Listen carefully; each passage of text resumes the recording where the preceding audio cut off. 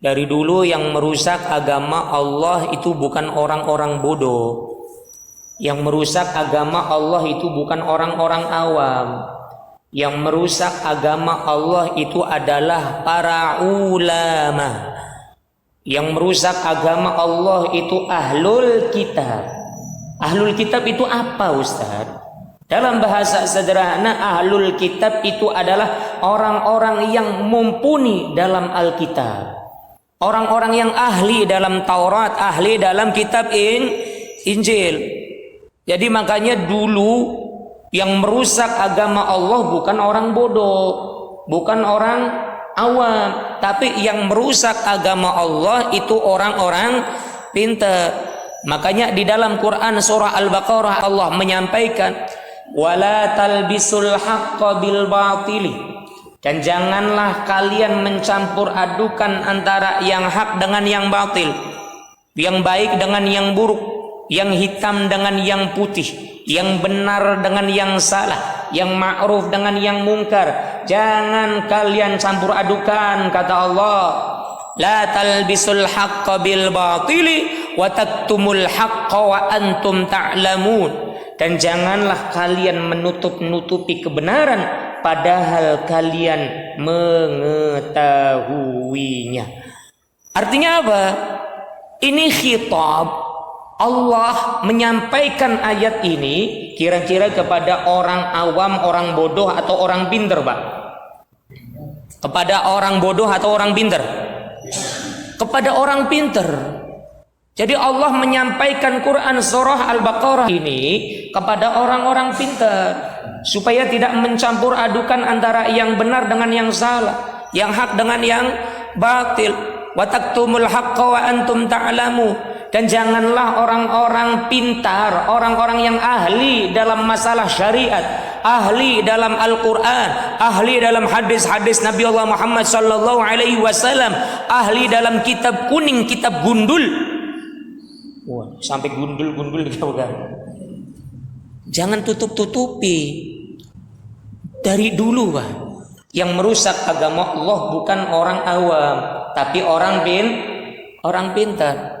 Agama dibawa oleh Nabi Musa Yahudi dengan kitabnya, kitab apa? Kitab Taurat. Dirusak ini kitab Taurat. Siapa yang merusaknya? Para rahib, ahlul kitab, atau dalam bahasa Al-Quran disebut dengan ulama Bani Israel, ulama-ulama dari kalangan Bani Israel.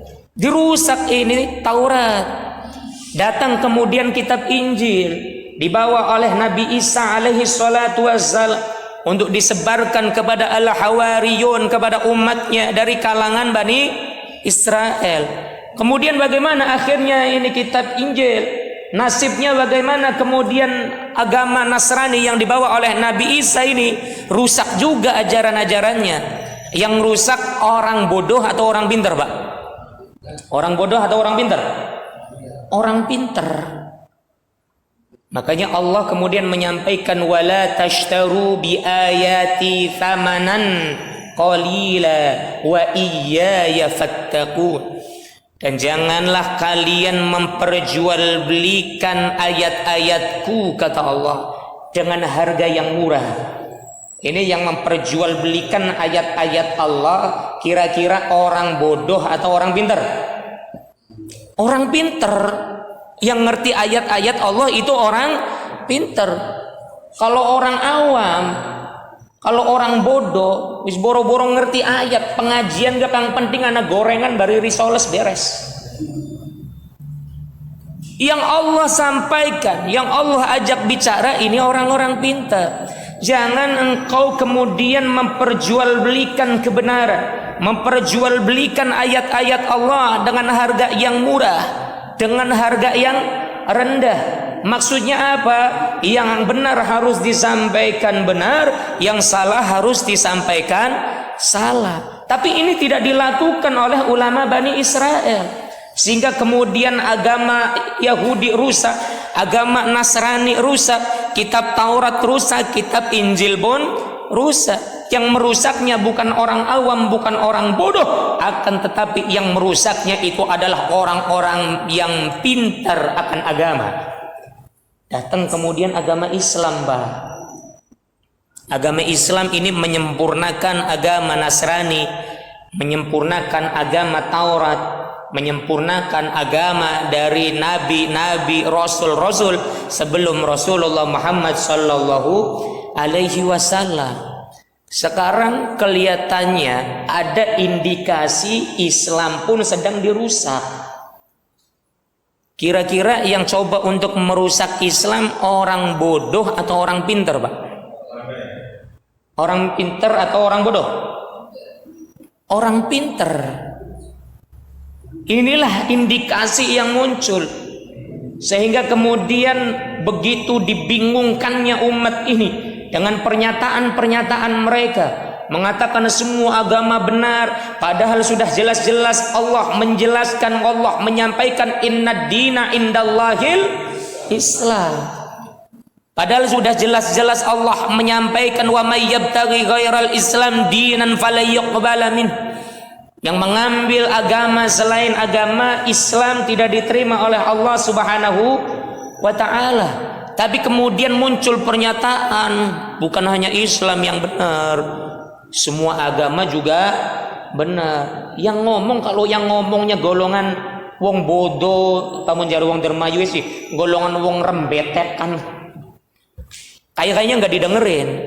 Tapi masalahnya yang ngomongnya itu kiai haji, yang ngomongnya ustadz, yang ngomongnya profesor, doktor. Jadi umat ini dibikin das mumet. Yang ngomongnya wong pinter ustadz. Jadi bagaimana dong? Inilah indikasi bahwa Islam pun ternyata sedang dirusak. Yang merusaknya bukan orang bodoh tapi orang pintar. Sudah jelas-jelas kita dilarang menjadikan orang kafir sebagai pemimpin. Dijelaskan oleh Allah, la tattakhidul kafirina awliya'a min dunil mu'minin. Wahai orang-orang yang beriman, janganlah kalian jadikan orang-orang kafir sebagai pemimpin dengan kalian mengesampingkan orang-orang yang beriman. Ini Allah yang menyampaikan. Tapi kemudian muncul, oh nggak apa-apa orang kafir jadi pemimpin juga, yang penting baik. Kalau yang ngomongnya orang awam, kalau yang ngomongnya orang bodoh, kalau yang ngomongnya golongan rembetekan, tidak bakal didengar.